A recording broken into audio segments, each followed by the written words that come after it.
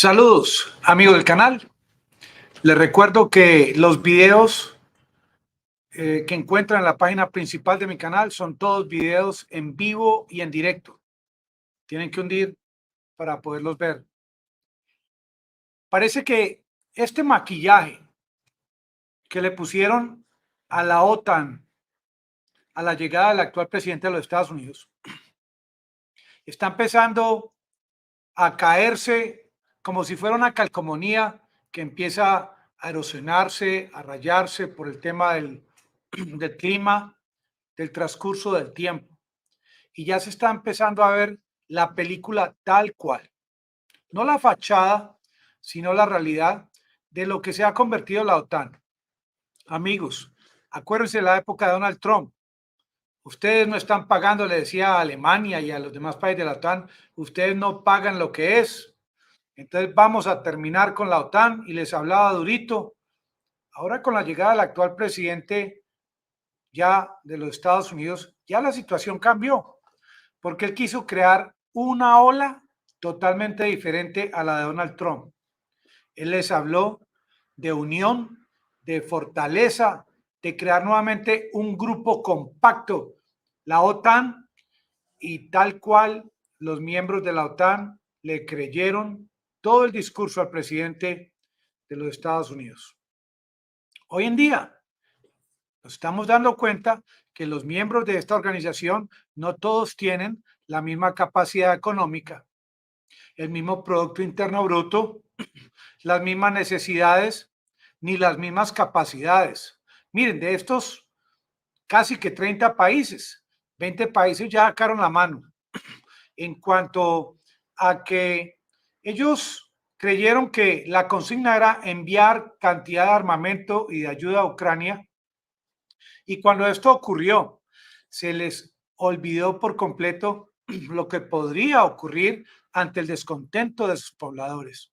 Hoy en día, países que de pronto están en capacidad de seguir enviando el mismo flujo de armas. Está, por ejemplo, Francia, Alemania, Países Bajos, pero los demás países no están en capacidad. Y estas ayudas que están enviando a Ucrania últimamente se han convertido en ayudas simbólicas, en visitas a Zelensky a Kiev, en estrechones de manos, pero la situación real en cantidad de armamento no es la que se imagina la gente. Es una organización OTAN como los dedos de esta mano, muy desigual, en la que se pide que todos los miembros ayuden de igual forma como si tuvieran la misma capacidad que tiene los Estados Unidos. Con esta idea del presidente de los Estados Unidos, los miembros de la OTAN se unieron en bloque y el discurso que escuchábamos en el mes de marzo y abril era cómo gracias a esta guerra en Ucrania se había logrado esa unión finalmente de la OTAN. Pero, ¿qué estamos viendo en el día de hoy? Estamos viendo de que todas estas ayudas y que toda esta consigna de parte del país del norte para bloquear, para colapsar a Rusia no ha sido efectiva, que lo que ha creado esta famosa unión de miembros, de países miembros de la OTAN, es descontento en Europa, altos precios en el tema de la energía, la inflación no se ha visto reducción y Estados Unidos está en este momento vendiendo gas licuado a Europa 4 veces lo que vale el gas licuado en los Estados Unidos. Y el tema del costo de la energía y de los hidrocarburos sigue escalando en Europa y el único país que está beneficiándose es Estados Unidos, país miembro de la OTAN. Está apareciendo ya no un grupo compacto, sino se está fragmentando, como lo hemos visto en los últimos días, con tantas protestas que han aparecido en las redes. Han aparecido protestas directamente contra la OTAN. Han aparecido protestas en Bulgaria contra enviarle armas a Ucrania, contra el tema de las sanciones a Rusia, por ejemplo. También en Italia, en muchos otros lugares de Europa. Si la sumatoria de descontento, si se pudiese graficar, está escalando desde el primer día en que se inició la guerra. Mire, es que desde los primeros días se veía descontento, por ejemplo, en Francia también. Aquí vemos en Rumania otra marcha de habitantes que no ven con buenos ojos lo que está ocurriendo en Ucrania con el envío de armas. Están viendo desde Europa cómo aumentan los refugiados que llegan a sus países, cómo aumenta la destrucción de la infraestructura eléctrica. Y hoy en día la famosa reunión de los ministros de Exterior de la OTAN allá en Bucarest, Rumania, cómo le quieren vender al mundo la idea de que para que haya paz, y estas son palabras textuales de Stoltenberg, dice lo siguiente: para que haya paz hay que continuar enviando armas y ayudando a Ucrania. Y yo trato de pensar en esta frase y no le veo sentido, porque desde que iniciaron el envío de armas a Ucrania, ¿qué paz? Han aumentado los muertos, ha aumentado el descontento al interior de Ucrania, ha aumentado el descontento a nivel de muchos países europeos, y aparece el famoso Kuleva de Ucrania, que pronunció la siguiente frase en el día de hoy: antes mi país le pedía a la OTAN y a los Estados Unidos armas, armas, armas. Ahora lo que mi país pide, dice Kuleva, es más rápido, más rápido, más rápido, como si este señor entendiese el significado de lo que se demora fabricar un proyectil, de los que usan en Ucrania, que usan entre 6.000 y 7.000 al día, cuando en Estados Unidos se demoran un mes para fabricar 15.000. Esto realmente este hombre no lo entiende. Hoy en día, los países que están enviando tantas armas a Ucrania se están quedando sin armas, lo dice el New York Times y lo muestra con hechos contundentes. Es que si por este canal pudiésemos entrevistar a los ministros de defensa de estos países de la OTAN y que de verdad nos dieran unas cifras exactas o reales, muchos de estos países están quebrados militarmente, se quedaron sin armas para ellos mismos defenderse, pensando de que Uncle Sam, de que Estados Unidos les iba a ayudar con sus fabricantes a volver a llenar esos arsenales, esos inventarios, algo que no ha ocurrido. Hoy en día viaja el presidente de Francia a los Estados Unidos. Ya hoy martes está en los Estados Unidos y la gente se pregunta, ¿acaso la visita de Macron a Estados Unidos va a ayudar para que se desescale este conflicto, para que se desescale esta guerra? Miren, lo que ocurre es muy simple. Resulta que a través de esta guerra, Europa ha visto cómo se ha robustecido Estados Unidos, ganando más dinero con la exportación del gas, ganando más dinero sus fabricantes, fabricando más armas, pero resulta que en Estados Unidos apareció una ley para la reducción de la inflación. ¿Qué significa esta ley? Por ejemplo, todos estos incentivos y subsidios que está generando esta ley de reducción de la inflación hacen, por ejemplo, que los Tesla fabricados en los Estados Unidos puedan salir al mercado más baratos que los BMW alemanes. Por ejemplo, estos subsidios al acero de los Estados Unidos hace que estos productos para la energía eólica sean los fabricantes estadounidenses más competitivos que los europeos. Porque mientras Estados Unidos le pide ayuda a Europa, a estos países miembros de la OTAN, para que contribuyan con armas a Ucrania en aras de la paz, al mismo tiempo el gobierno demócrata, el gobierno de los demócratas en Estados Unidos subsidia a sus empresarios para que los mercaderes, los comerciantes, los industriales europeos no puedan competir. ya esto está creando una fragmentación, una disociación en los países que antes creían en los Estados Unidos y que ahora están viendo la realidad. La realidad que no les están hablando con la verdad. La realidad de que realmente en cuanto al aumento en los precios del gas, el que se está beneficiando es los Estados Unidos. Ahora, los líderes europeos están viendo otra situación. Están viendo de que este descontento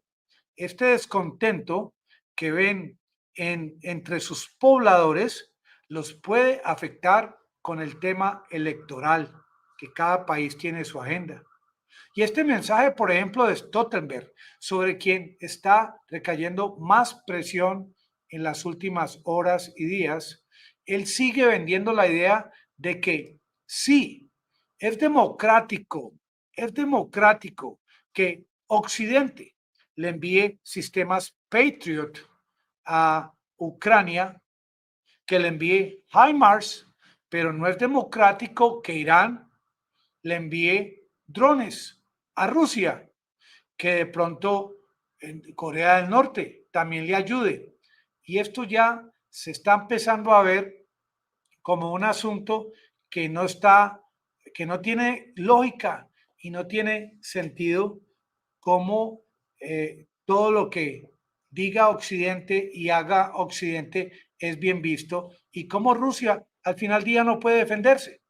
Miren, lo que están planteando los amigos allá del búnker, donde está Zelensky, es que ya llegó la hora en que, así como Rusia nos ataca, dicen los ucranianos, que nosotros también debemos tener el derecho de atacar territorio ruso. Y por eso están exigiendo que les envíen Patriots de 160 kilómetros de alcance.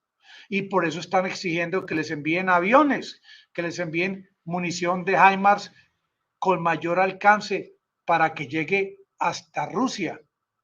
Hoy en día, a raíz de esta presión, con todos estos discursos, allá en esta reunión en Rumania de los ministros de Exterior de la OTAN, ocurrió hace escasamente unas horas.